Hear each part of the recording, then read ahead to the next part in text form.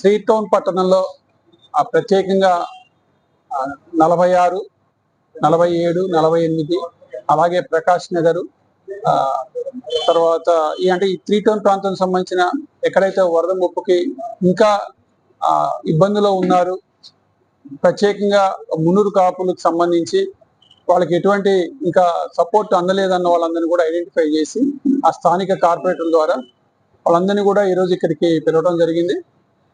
అయితే మనం Swarnabharathi institute of science and technology విద్యా సంస్థ ద్వారానే కాకుండా అటు పిల్లల్లో కానివ్వండి మనం వాళ్ళని కూడా ఇన్వాల్వ్ చేసుకుంటూ ఇప్పటికే ఆయా ప్రాంతాల భోజనాలు పెట్టడం జరిగింది. తర్వాత మనం నడిపేది కళాశాల కాబట్టి పిల్లలకి బుక్స్ అందిస్తే బాగుంటుంది చెప్పి బుక్స్ అందించాం. దాంట్లో టెక్స్ట్ బుక్స్ కూడా కావాలని చెప్పి న్యాయబజార్లో అడిగితే టెక్స్ట్ బుక్స్ ఇచ్చాం. అలాగే వాళ్ళకి మైక్ అవన్నీ కూడా న్యాయబజార్లో ఎప్పుడు కూడా ముంపు ప్రాంతానికి అండగా నిలబడే న్యాయబజార్ కూడా పూర్తి స్థాయిలో మునిగిపోతే వాళ్ళకి కూడా మైక్ కానీ ఇంకా ఇతర వస్తువులు కూడా మనం అందించడం జరిగింది. అయినప్పటికీ కూడా ఇంకా వరద వచ్చి దాదాపు 1 month అయినప్పుడు కూడా ఇంకా చాలా మంది ఇబ్బందులు ఉన్నారు. ప్రత్యేకంగా మున్నూరు కాపులు చాలా మంది ఇబ్బందులు ఉన్నారంటే త్రీటంలో ఉన్నటువంటి మున్నూరు కాపు నాయకులందరం కూడా కూర్చున్నాం.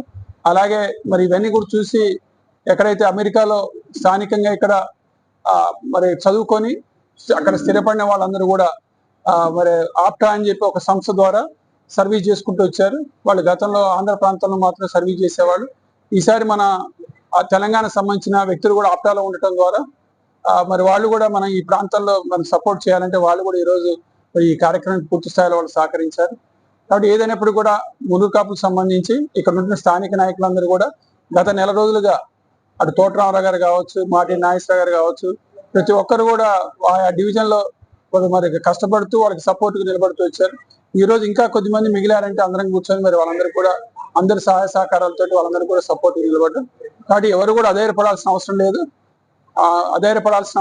వాళ్ళు ఖచ్చితంగా అండగా ఉంటారు. ఇంకా ఎవరైనా ఇబ్బందులు ఉన్నారు అంటే ఇంకా ఏ విధమైనటువంటి ఇబ్బందులు ఉన్నా వాళ్ళందరూ కూడా స్థానికంగా ఒక పద్ధతి ప్రకారం ఆ స్థానిక కార్పొరేటర్, ఒకవేళ కార్పొరేటర్ లేకపోతే ఆ మున్నూరు కాపు సంబంధించిన నాయకత్వం ద్వారా నా దగ్గరికి వస్తే ఖచ్చితంగా సహకరిద్దాం. అవసరమైతే పెద్దలను కూడా సపోర్ట్ తీసుకొని వాళ్ళకి అండగా నిలబడతామని తెలియజేస్తుంది.